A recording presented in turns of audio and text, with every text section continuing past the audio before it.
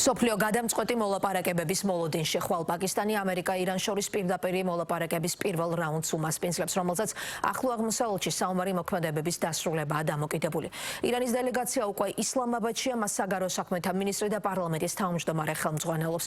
ამერიკის შეერთებული შტატების მხრიდან კი მომლაპარაკებელთა ჯგუფს ვიცე-პრეზიდენტი უხელმძღვანელებს. მოლაპარაკებათა მაგიდასთან დევს 10 პუნქტიანი გეგმა, რომელიც სხვა საკითხებთან ერთად ბირთვულ იარაღზე უარის თქმას ირანისთვის საერთაშორისო სანქციების მოხსნას. მასზე და მის მოკავშირეებზე თავდასხმების შეწყვეტას, ჰორმუზის სრუტის გახსნას და ამ სრუტაზე ირანის მხრიდან სრული კონტროლის შენარჩუნებას გულისხმობს. თავისი მოთხოვნები და პირობები აქვს ამერიკის შეერთებულ შტატებს, რომელიც პირველ რიგში ირანის მხრიდან ბირთვული იარაღის ფლობაზე უარს მოითხოვს. ამ მიზნით თვეების წინ მიმდინარე მოლაპარაკებები უშედეგოდ მიმდინარეობდა, რასაც მალევე ამერიკა-ისრაელის ერთობლივი სამხედრო ოპერაცია მოჰყვა. მოლაპარაკების წინ მუქარი შემცველი გზავნილი ვრცელდება ირანის ახალი სულიერი ლიდერის მხრიდან, რომელიც მამის მკვლელობისთვის შურისძიებით იმუქრება და ომით მიყენებული ზარალის ანაზღაურებას მოითხოვს. მუქარა გაისმა ტრამპის მხრიდანაც მოლაპარაკებამდე ერთი დღით ადრე ორივე მხარე წინა პირობებს აყენებს. შესაბამისად მყიფეა ორკვირიანი ვადით მოაქვმედი ზავით. ამერიკის შეერთებული შტატების პრეზიდენტი ჰორმუზის სრუტესთან დაკავშირებული პუნქტის დარღვევაზე მიუთითებს, ყურის ქვეყნები კი ირანს მორიგ თავდასხმებში სდებენ ბრალს. თავის მხრივ თეირანი ლიბანზე იერიშების შეჩერებას ითხოვს.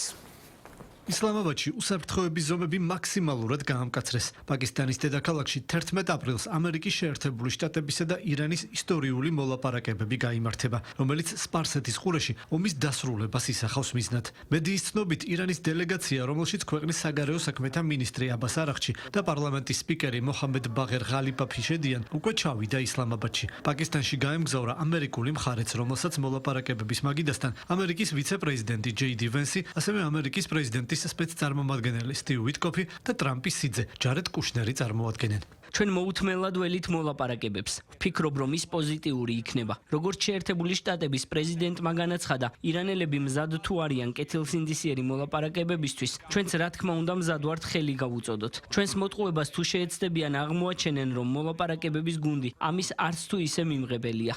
თეირანი და ვაშინგტონი ორი კვირით ცეცხლის შეწყვეტაზე 7 აპრილს შეთანხმდნენ. როგორც ამერიკის პრეზიდენტმა განაცხადა, შეთანხმება მოიცავს ირანის წინააღმდეგ დარტყმების შეწყვეტას და მსოფლიოსათვის სტრატეგიულად მნიშვნელოვანი ჰორმუზის სრუტის გახსნასაც. თუმცა დოკუმენტი არ გამოქვეყნებულა და შესაბამისად დეტალები კვლავ ბუნდოვანი რჩება. ჰორმუზის სრუტეში გემები კვლავაც შეზღუდულად გადაადგილდებიან. ცეცხლის შეწყვეტის განცხადების შემდეგ იქ სულ 18-მა გემმა გაიარა. მათი უმრავლესობა ირანული, ჩინური და ინდური ტანკერები. ანის ხომალდებია, რომელთა წინააღმდეგაც ამერიკის შეერთებულ შტატებს სანქციები აქვს დაწესებული. ისლამაბადში მოლაპარაკებების დაწყებამდე ამერიკის შეერთებული შტატების პრეზიდენტმა ირანის შეთანხმების პირობების დარღვევაში დაადანაშაულა და განაცხადა, რომ თეირანი გემებს სრუტის გასავლელად გადასახადს აკისრებს. ირანი ძალიან ცუდად ასრულებს საქმეს, ზოგი იტყოდა უღირსად ნავთობის გატარების მხრივ ჰორმუზის სრუტეში.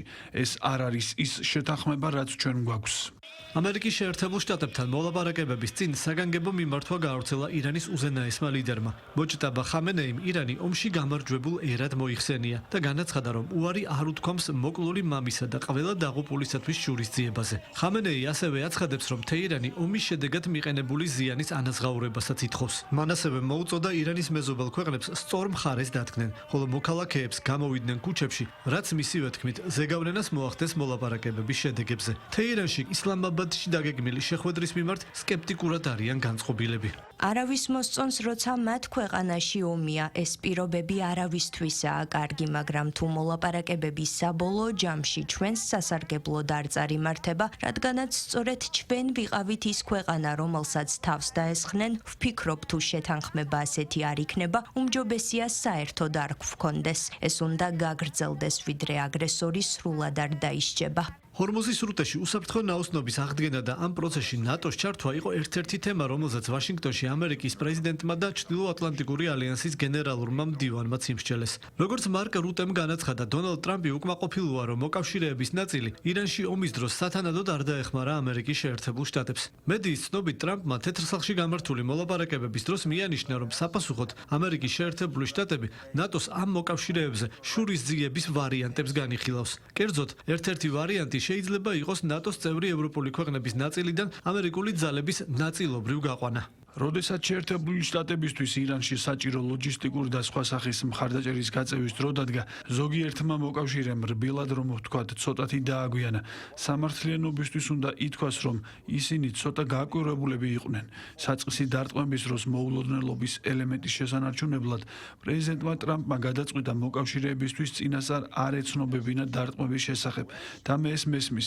თუმცა, როდესაც დღეს ევროპას ვუყურებ, ვხედავ, რომ მოკავშირეები უზარმაზარ მხარდაჭერას უწევენ შეერთებულ შტატებს, ბაზებს უთმობენ, ლოჯისტიკას უზრუნველყოფენ და სხვა ზომებს მიმართავენ, რომ შეერთებული შტატების ძლიერმა სამხედრო ძალებმა წარმატებით ჩამოართვან ირანს ბირთვული იარაღი და შეამცირონ ირანის უნარი გაავრცელოს ქაოსი.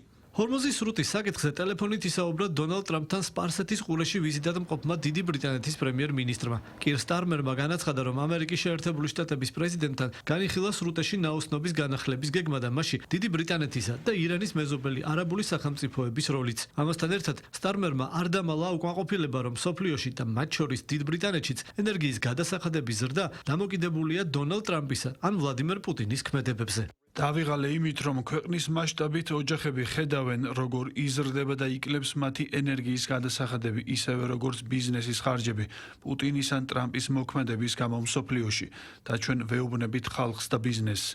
უბრალოდ უნდა შევეგუოთ, რომ საერთაშორისო ბაზარზე ვართ დამოკიდებული.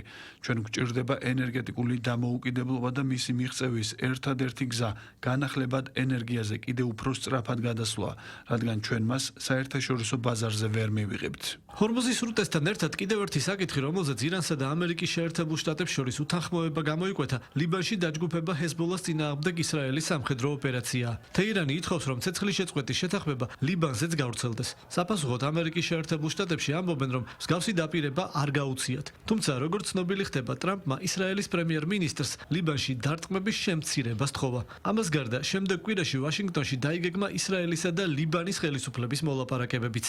ლიბანის მიერ ისრაელთან პირდაპირი მოლაპარაკებების დაწყების განმეორებითი მოთხოვნის გათვალისწინებით დავავალე კაბინეტს, რაც შეიძლება მალე დაიწყონ პირდაპირი მოლაპარაკებები ლიბანთან. მოლაპარაკებები ფოკუსირებული იქნება ჰეზბოლას განიარაღებასა და ისრაელსა და ლიბანს შორის მშვიდობიანი ურთიერთობების დამყარებაზე. ირანსა და ამერიკის შეერთებულ შტატებს შორის მიღწეული შეთანხმების მიუხედავად, ისრაელი აგრძელებს დარტყმებს ლიბანის ტერიტორიაზე. როგორც ისრაელის არმიაში ამტკიცებენ, 28 თებერვლიდან დღემდე იერიშების შედეგად დაჯგუფება ჰეზბოლას 1400 მებრძოლი გაანადგურეს. თავის მხრივ, ლიბანში მოქმედი დაჯგუფება ჰეზბოლას ლიდერი ნაიმ ყასემი აცხადებს, რომ ისრაელთან ბრძოლა არ შეწყდება. ჰეზბოლა აგრძელებს ისრაელზე სარაკეტო თავდასხმებს.